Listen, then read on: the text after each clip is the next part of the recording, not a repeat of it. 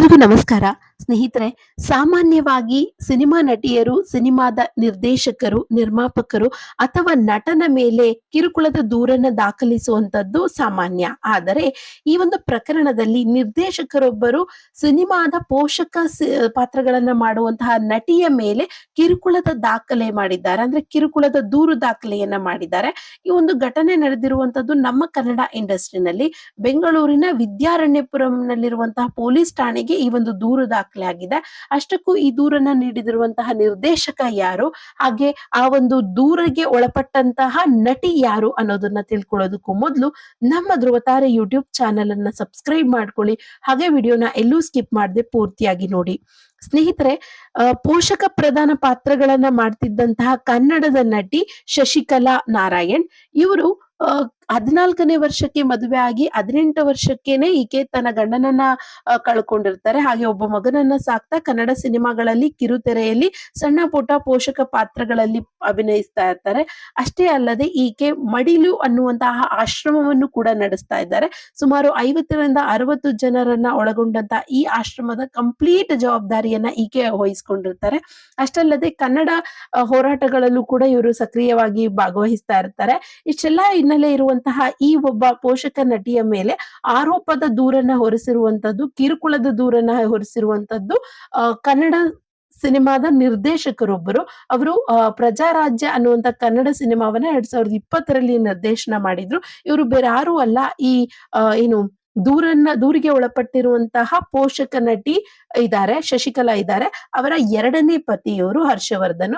ಹಾಗಾದ್ರೆ ಇವರಿಬ್ರಿಗೂ ಹೇಗೆ ಪರಿಚಯ ಅನ್ನೋದನ್ನ ನೋಡೋದಾದ್ರೆ, ಹರ್ಷವರ್ಧನ್ ಸಿನಿಮಾವನ್ನ ಮಾಡುವಂತ ಸಮಯದಲ್ಲಿ, ನಿರ್ದೇಶನ ಮಾಡುವಂತ ಸಂದರ್ಭದಲ್ಲಿ ಈಕೆ ಶಶಿಕಲಾರವರು ಅವರ ಸಿನಿಮಾಗೆ ಹೂಡಿಕೆ ಮಾಡೋದಾಗಿ ಅವರು ತಮ್ಮೊಂದಿಗೆ ರಿಲೇಶನ್ಶಿಪ್ ನಲ್ಲಿ ಇರಬೇಕು ಅಂತ ಹೇಳಿ ಕೇಳ್ತಾರೆ. ಆಗ ಆತ ಅದಕ್ಕೆ ಮುಂಚಿತವಾಗಿ ಒಪ್ಕೊಳ್ಳೋದಲ್ಲ, ಆದ್ರೆ ಕೊನೆಗೆ ಆತನಿಗೆ ಸಿನಿಮಾ ಮಾಡಬೇಕು ಅನ್ನೋ ಒಂದು ಡ್ರೀಮ್ ಇರೋದ್ರಿಂದ ಆತ ಅದಕ್ಕೆ ಒಪ್ಕೊಳ್ತಾನೆ. ಒಪ್ಕೊಂಡಿದ ನಂತರ ಅವರು ರಿಲೇಶನ್ಶಿಪ್ ನಲ್ಲಿ ಇರ್ತಾರೆ. ಕೆಲ ಸಮಯದ ನಂತರ ಶಶಿಕಲಾ ಅವರು ಹರ್ಷವರ್ಧನನ್ನ ಮದುವೆ ಆಗೋದಾಗಿ ಕೇಳ್ಕೊಡ್ತಾರೆ, ದುಂಬಾಲು ಬೀಳ್ತಾರೆ. ಆದ್ರೆ ಅದಕ್ಕೆ ಒಪ್ಪದೇ ಇದ್ದಂತ ಸಂದರ್ಭದಲ್ಲಿ ಅವರಿಬ್ರು ಇದ್ದಂತಹ ಒಂದಷ್ಟು ಖಾಸಗಿ ಫೋಟೋಗಳನ್ನ, ಹಾಗೆ ಅವರಿಬ್ರು ಆಡಿದಂತಹ ಮಾತುಗಳನ್ನ ರೆಕಾರ್ಡ್ ಮಾಡ್ಕೊಂಡು ಅದಕ್ಕೆ ಅವ್ರ ಮೇಲೆ ಬ್ಲಾಕ್ ಮೇಲ್ ಮಾಡೋದಕ್ಕೆ ಶುರು ಮಾಡ್ತಾರೆ. ಮದುವೆ ಆಗದೆ ಇದ್ರೆ ಈ ಫೋಟೋಸ್ ಗಳನ್ನ ಹಾಗೆ ಆಡಿಯೋನ ಬಿಡೋದಾಗಿ ಆಕೆ ಬೆದರಿಕೆಯನ್ನ ಹಾಕದಂತ ಸಂದರ್ಭದಲ್ಲಿ 2021ರಲ್ಲಿ ಇಬ್ರು ಕೂಡ ಮದುವೆ ಆಗ್ತಾರೆ. ಅದು ಕೂಡ ಈತನನ್ನ ಹೆದರಿಸಿ ಇಷ್ಟ ಇಲ್ಲದೆ ಇರುವಂತಹ ಮದುವೆಯನ್ನ ಆಗಿರ್ತಾರೆ. ಯಾಕಂದ್ರೆ ಈ ಒಬ್ಬ ನಿರ್ದೇಶಕ ಏನಿರ್ತಾರೆ ಅವರಿಗೆ 37 ವರ್ಷ ಈಗ, ಹಾಗೆ ನಟಿಗೆ 50 ವರ್ಷ. ಇವರಿಬ್ಬರ ಸಂಬಂಧ ಈ ರೀತಿ ಇದ್ದಂತ ಕಾರಣ ಆತ ಮದುವೆಗೆ ಒಪ್ಪದೇ ಇದ್ದಂತ ಸಂದರ್ಭದಲ್ಲಿ ಬಹಳಷ್ಟು ಆತನ ಮೇಲೆ ಪ್ರೆಷರ್ ಹಾಕಿ ಮದುವೆಯನ್ನ ಆಗಿದ್ದಾಗಿ ಈಗಾಗಲೇ ಅವರು ಅನ್ನಪೂರ್ಣೇಶ್ವರಿ ಪೊಲೀಸ್ ಠಾಣೆಯಲ್ಲಿ 2022ರಲ್ಲಿ ಕಂಪ್ಲೇಂಟ್ ಅನ್ನ ಕೊಟ್ಟಿರ್ತಾರೆ. ಕಾರಣ, ಮದುವೆ ಆದ ನಂತರ ಅವ್ರ ಮನೆಗೆ ಅನವಶ್ಯಕವಾಗಿ ಯಾರ್ಯಾರೋ ಬರ್ತಾ ಇದ್ರು, ನಿರ್ಮಾಪಕರು, ನಿರ್ದೇಶಕರು ಬರ್ತಾ ಇದ್ರು. ಹಾಗೆ ಇದನ್ನ ಪ್ರಶ್ನಿಸಿದ್ರೆ ಆತನನ್ನೇ ಮನೆ ಬಿಟ್ಟು ಹೋಗ್ಲಿ ಅಂತ ಹೇಳ್ತಾ ಇದ್ರು. ಇವೆಲ್ಲವನ್ನು ನಡೀತಿದ್ದಂತ ಕಾರಣ ಇವರು ಪೊಲೀಸ್ ಸ್ಟೇಷನ್ಗೆ ಕಂಪ್ಲೇಂಟ್ ಅನ್ನ ಕೊಡ್ತಾರೆ. ಹಾಗೆ ಆಕೆ ಅದರ ವಿರುದ್ಧವಾಗಿ ಮರುದೂರನ್ನ ಕೊಡ್ತಾರೆ. ಅಂತ ಸಂದರ್ಭದಲ್ಲಿ ಅವರು ಪೊಲೀಸ್ ಸ್ಟೇಷನ್ಗೆ ಹೋಗ್ಬೇಕಾದಂತ ಸಂದರ್ಭ ಅಥವಾ ಜೈಲಿಗೆ ಹೋಗ್ಬೇಕಾದಂತ ಪ್ರಸಂಗ ಎದುರಾಗುತ್ತೆ ಹರ್ಷವರ್ಧನ್ಗೆ. ಹಾಗೆ ಕೆಲವಷ್ಟು ನಿರ್ಮಾಪಕರು ಹೇಳ್ತಾರೆ, ಸಿನಿಮಾ ಅರ್ಧಕ್ಕೆ ನಿಂತು ಹೋಗುತ್ತೆ, ನೀವು ಜೈಲಿಗೆ ಹೋದ್ರೆ ನಿಮ್ಮಿಬ್ಬರ ಮಧ್ಯೆ ರಾಜಿ ಮಾಡ್ಕೊಳ್ಳಿ ಅಂತ ಹೇಳಿದಾಗ ಅದನ್ನು ಕೂಡ ಸಹಿಸಿಕೊಂಡು ಕೆರಿಯರ್ಗೋಸ್ಕರ ನಾನು ಆಕೆಯನ್ನ ಒಪ್ಕೊಂಡೆ, ಹಾಗೆ ಅವ್ರ ಜೊತೆಗೆ ಸಂಸಾರವನ್ನ ಮಾಡ್ತಾ ಇದ್ದೆ. ಆದ್ರೆ ಕೊನೆಗೆ ಬೇರೆ ಬೇರೆ ಕಾರಣಗಳಿಂದ ಆಕೆ ಕಿರುಕುಳವನ್ನ ಕೊಡೋದಕ್ಕೆ ಶುರು ಮಾಡಿದ್ರು. ಹಾಗೆ ನನ್ನ ಮೇಲೆ ಹಲ್ಲೆಯನ್ನ ಕೂಡ ಮಾಡಿದ್ರು. 2024ರ ಆಗಸ್ಟ್ ನಲ್ಲಿ ಜಗಳ ಮಾಡಿ ಶಶಿಕಲಾ ಹರ್ಷವರ್ಧನ್ ಆದ ನನ್ನನ್ನ ಮನೆಯಿಂದ ಹೊರಗಡೆ ಹಾಕಿದ್ರು ಅಂತ ಎಲ್ಲ ಕೂಡ ಅವರು ಕಂಪ್ಲೇಂಟ್ ನಲ್ಲಿ ಬರೆದುಕೊಂಡಿದ್ದಾರೆ. ಹಾಗೆ ಮಾನಸಿಕ ಹಾಗೂ ದೈಹಿಕ ಹಿಂಸೆಯನ್ನ ಕೊಡ್ತಾ ಇದ್ರು. ಅಲ್ಲದೆ ಬ್ಲಾಕ್ ಮೇಲ್ ಕೂಡ ಸಹ ಮಾಡ್ತಾ ಇದ್ರು. ನೆಮ್ಮದಿಯಾಗಿ ಇರೋದಕ್ಕೆ ಬಿಡ್ತಾ ಇರ್ಲಿಲ್ಲ.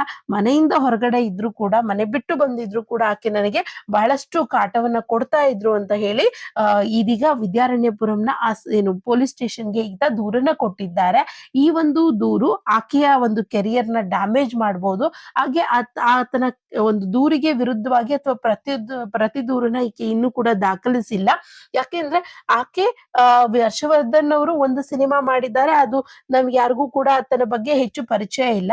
ಆದ್ರೆ ಈಕೆ ಏನಿದ್ದಾರಲ್ವಾ ಶಶಿಕಲಾ, ಈಕೆಯನ್ನ ನಾವು ಒಂದಷ್ಟು ಸಿನಿಮಾಗಳಲ್ಲಿ, ಧಾರಾವಾಹಿಗಳಲ್ಲಿ ನೋಡಿದ್ದೇವೆ.